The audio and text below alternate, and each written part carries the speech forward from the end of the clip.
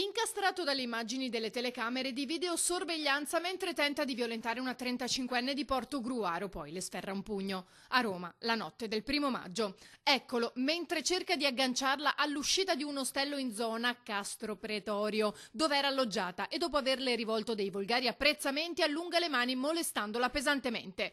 La 35enne tenta in ogni modo di allontanarsi, ma giunta in via Vicenza, proprio vicino a dove abita l'aggressore, un 24enne bengalese con precedenti a carico, lui la raggiunge nuovamente e risponde al rifiuto con un pugno, senza preoccuparsi dell'arrivo di un passante. Poi se ne va.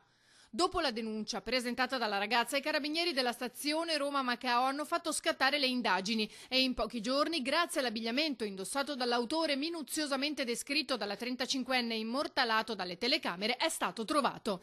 Il GIP del Tribunale di Roma ha poi emesso un'ordinanza di custodia cautelare in carcere. La ragazza di Portogruaro, che si trovava in vacanza nella capitale, è stata medicata al pronto soccorso del Policlinico Umberto I. Ha riportato lesioni giudicate guaribili in 10 giorni. Per il 24enne non è la prima volta. Nel 2017, infatti, fu riconosciuto responsabile di un'altra aggressione a sfondo sessuale a danno di una ragazza, all'epoca 21enne, che stava rincasando in zona Cornelia.